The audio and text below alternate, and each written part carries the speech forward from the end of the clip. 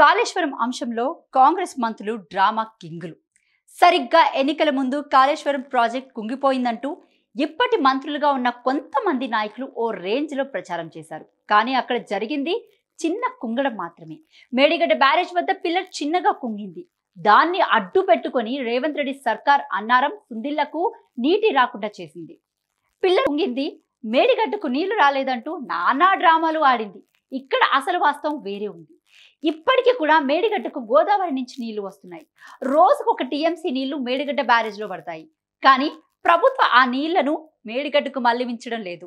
ఎందుకంటే అసలు నిజం బయటపడుతుంది.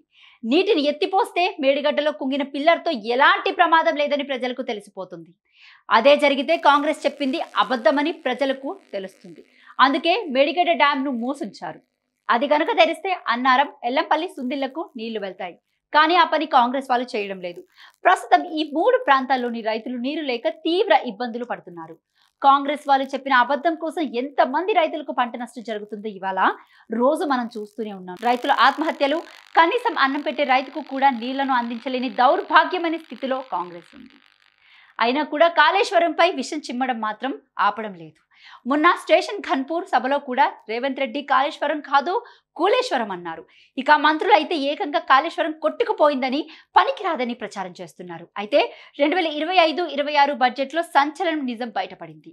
బడ్జెట్ డాక్యుమెంట్లలో కాళేశ్వరం ఇరిగేషన్ కార్పొరేషన్ లిమిటెడ్ పేరిట రేవంత్ సర్కార్ దాదాపు 1388 కోట్ల రూపాయలు అప్పు తీసుకున్నట్లు ఉంది. ఒకవైపు కాళేశ్వరం కూలిపోయిందని ప్రచారం చేస్తూనే మరోవైపు అదే ప్రాజెక్ట్ అప్పులు ఎలా తెచ్చుకుంటున్నారు కాంగ్రెస్ ఖచ్చితంగా సమాధానం చెప్పాల్సిన అవసరం ఉంది. కాళేశ్వరంలో భాగమైన మేడిగడ్డ బ్యారేజ్ ను రిపేర్ చేసి రైతులకు సాగునీరు ఇవ్వాలని సోయి లేకుండా అదే కాళేశ్వరం మీద అప్పనంగా అప్పులు తీసుకుంటుంది ప్రభుత్వం. కాళేశ్వరంకు ఎటువంటి ప్రమాదం లేదని, సురక్షితమని, అందుకే కాళేశ్వరం పేరు మీద అప్పులు తీసుకొచ్చామని ఆర్థిక శాఖ అధికారులు ధృవీకరించారు. కాళేశ్వరం నీరు లేక తెలంగాణ వ్యాప్తంగా పంటలు ఎండిపోతున్నాయి. ఎండకు ఎండిన పంటల్ని ఏమీ చేసేది లేక రైతులు పశువులు మేత కింద వదిలేస్తున్నారు. గత ప్రభుత్వంలో మంచిగా కాళేశ్వరం నీరు వచ్చేవని, కాంగ్రెస్ ప్రభుత్వం అధికారంలోకి వచ్చాక నీటి చుక్క కూడా రావడం లేదని, కాళేశ్వరం పేరు మీద తెచ్చిన డబ్బులన్నీ ఏం చేశారని అధికారులను అడిగితే సమాధానం అయితే రావడం లేదు.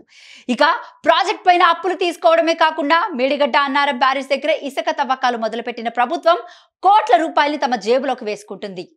వీళ్ళు ఇసుక రవాణా చేయడం కోసం అక్కడ ఇసుక ఉన్నంత కాలం రైతులకు నీళ్లు వదిలే అవకాశం లేదని చెబుతున్నారు. రైతులకు నీళ్లు ఇవ్వడం కంటే ఇసుక తవ్వకాలకు ప్రభుత్వం ఇంట్రెస్ట్ చూపిస్తుంది.